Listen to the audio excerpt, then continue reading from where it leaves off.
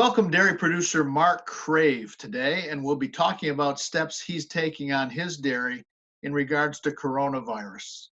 Welcome, Mark, and thanks for speaking with us at this unbelievably different time. As we get started here, just tell us a little bit about your dairy operation. Okay, Joel. Well, thanks for having me. I dairy farm near Waterloo, Wisconsin, which is kind of midway between Madison and Milwaukee. I'm the general manager of our family farm, where we milk about 2,100 cows on 2 sites.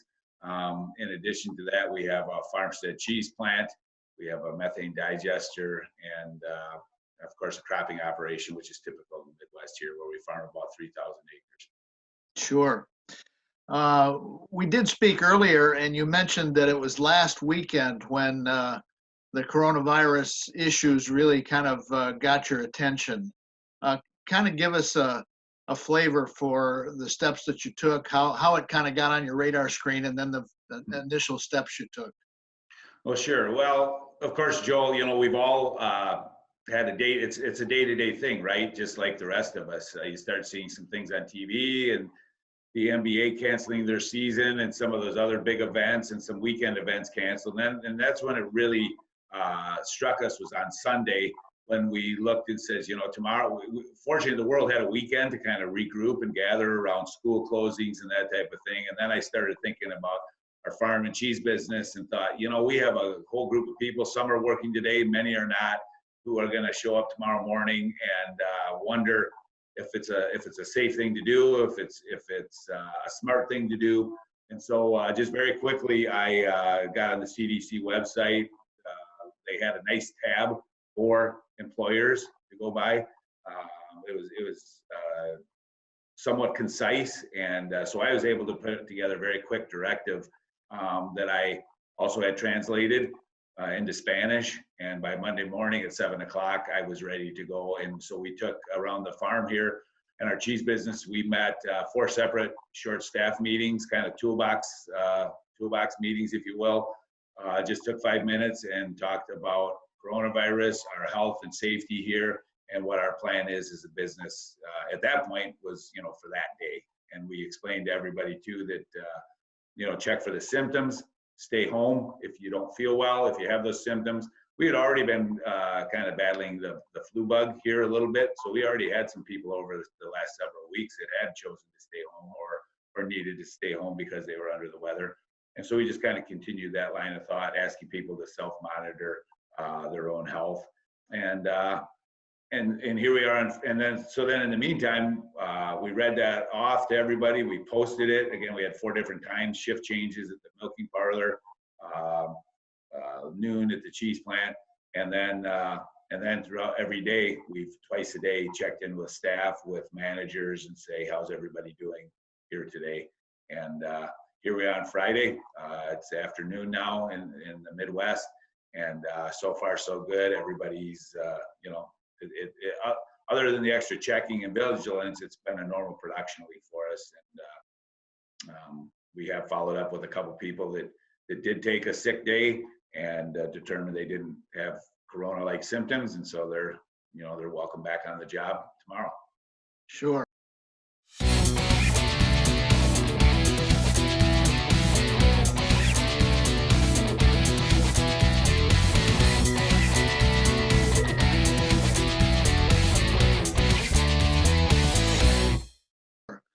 Talk a little bit about your sick leave, paid time off policies at your place, and how many employees that you're working with on the dairy farm. On the dairy farm, we have about 40 employees. And so in this case, really, so far, we've only had one person one day that took time off that they otherwise wouldn't. Otherwise, they would have been a personal day. They can choose to use a paid personal day or just take it unpaid based on how many they're allocated, based on their employment, see years of employment, that type of thing. And that typically ranges anywhere from 5 days to 15 days, depending on length of employment. So if they're sick, they would take one of those, or they would just take it unpaid, but of course excused. The person who we asked to stay home an extra day, I have a feeling we're just going to cover that as a paid day for them. Sure. One of the things that I'll say the experts are recommending, even in households, but certainly at businesses and on a dairy farm, of course, are cleaning protocols. Cleaning more frequently, cleaning some of the public areas. What's going on at your place in that regard? Sure.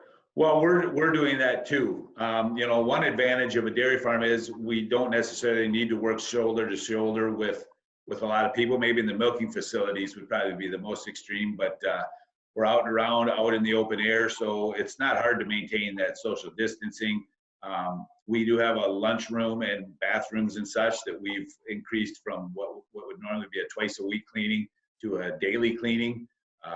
We did on Monday, we did a good deep cleaning in the lunchroom, moving all the microwaves and, just getting right down to the nitty gritty of everything. And since then we've done more of a cosmetic cleaning with a lot of sanitizers and bleach and that type of thing. Sinks, hand sinks where people wash, bathroom facilities. We have a shower that we posted, please do not use, encouraging everybody to go home and shower at home. So that would primarily be it on the farm. Cheese factory is a very aseptic environment. Everyone comes in and goes through a whole protocol of putting on uniforms and hair nets and that type of thing. And so it's a super clean facility. It's as clean as any hospital without the sick people. So that's a very safe place for people as far as the facility. And of course, the biggest harbinger of any disease is in an individual themselves, right? It's kind of like Sure. a calf barn, right? We can clean our calf barn all we want, but if there's a sick calf in there, then it's things are going to spread. On a webinar we just heard earlier today, it was pointed out that when the dairy farm provides housing for employees, it would be a good idea to help workers with their cleaning, make sure that the homes are being cleaned too. Do you have some farm-owned housing for your staff? No, we don't. We have one house that we rent to a staff member, but it's a single family unit, and so we rent that back to them just like you would someone would rent a house in town. So that's up to them. Sure. Yeah, the biggest thing we've asked people is to go when they go home, just to self-monitor, eat a decent meal, get a good night's sleep, just try to stay healthy that way, just as always good practice, but especially now in these vulnerable times. Sure. Most dairy operations, including ones at your scale, have a fair number of service personnel coming on, milk haulers, of course, DHI, AI personnel, nutritionists. What's your approach to the folks that normally would be coming on your dairy? We have all, in this day and age, we really don't have a lot of people coming on the dairy that aren't scheduled with an appointment ahead of time. So the milk hauler still needs to haul milk. The veterinarian, if we call him, he still needs to come and take care of an animal. And other than that, we just limit it to appointments only. So it really hasn't been a big challenge. And then along with that, a lot of people that are employed by a bigger company, they have directives from their bosses or from their company too on what they're supposed to be doing. So we have had several people that say, hey, I can come and meet with you about that challenge, but just the two of us. We're not supposed to be in a room with more than 10 people or something like that. So everybody's getting a lot of advice from their own corner, and from what I can see, people are following that advice. Sure. One idea that seemed intriguing, or seemed like a good idea to me, that I heard was that whether or not you maintain a guest book, that you start a logbook for people who come on the farm, and not only indicate who they are and what their contact information is if you're not familiar, but they indicate who they met with, so that if there is a problem that develops, you can kind of backtrack and alert people.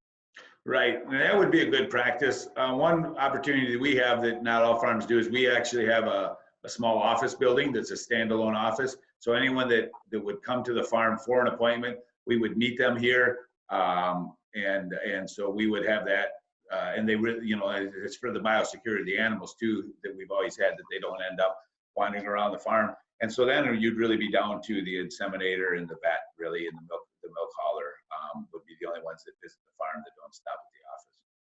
Sure. If you've got, if you do have an outbreak and you've got somebody who's strongly suspected or even is diagnosed with COVID-19, are you getting some personnel plans in mind in order to cover for absences, some alternative staffing arrangements? Right. Well, we've had that discussion. I'm fortunate to have a larger family ownership group here. So we're, there's more of us than what some operations would have. We also have some good key managers that have been around here a long time. And so we've been in contact with them, just if nothing else, just to say, be prepared. And so the main thing we had was, let's talk to everybody, make sure that everybody's feeling good. And at the end of the day, if it looks like everybody's coming back tomorrow, then we don't have anything to worry about. The other reason that we would ask them is if we find out that we're going to be short-staffed, then we can make some different arrangements to get the work done ahead of time and not be, at the moment.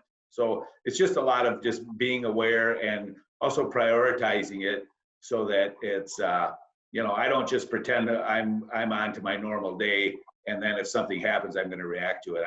We're very engaged with all the frontline workers, again, several times a day, and make that a priority. The main priority, of course, is to get the cows milked and fed, and our cheese made and those types of things, with at the same time maintaining everyone's health and safety. I don't want to get into politics at all, but you and I spoke about the fact that there are some folks, not just in the rural areas, you can find them most anywhere, who simply think this is kind of overblown, and that the business planning that you're doing is a waste of time. What are your thoughts on that? Well, I certainly, if we just watch cable news all the time, we get 100 different opinions, right? Because we have plans in place that people are shooting holes in as they're being developed, right? We don't know what's going to be the final cure, or if there ever will be, or how it's going to change. But sooner or later, we'll be on the backside of this. And at that time, as a society, we'll be able to determine what was overblown and what wasn't. In the meantime, my personal focus is on this health and safety of our workers, my family, our maintaining our farm, and keeping, and not taking steps backwards where we have to dig out of a hole after the fact. That still may end up to be the case, but that'll be determined by the officials at the time. There's a lot of smart people in our country that are making a lot of good decisions and recommendations. And all we can do is, I feel that I can do as a farm owner and as a business owner, is to follow that advice. And I'm going to add in there, Joel, too. A lot of our trade organizations have done a really nice job of supporting us out here on the farm with updates and recommendations. In Wisconsin, we have the Professional Dairy Producers of Wisconsin. We have the Dairy Business Association that keep us up to speed. In our case, we also have the Wisconsin Cheesemakers Association. So we get emails throughout the day with updates. I think some of our government websites have been very good resource. So I don't spend a lot of time reading, keeping up with the latest and greatest, but I do make a point a couple times a day to say, has anything changed that I need to enact here on my operation? And then otherwise, we just go on and get our things done. Well, good. And we wish you continued success and a healthy crew for your family and for you. And as you say, we hope we can look back at some point and say that we made it through. Speaking today with Mark Crave in near Waterloo, Wisconsin, Crave Brothers Dairy. Mark, thanks for being with us on This Week in Dairy. You're welcome, Joel. Nice talking with you. This is Joel Hastings for DairyBusiness.com.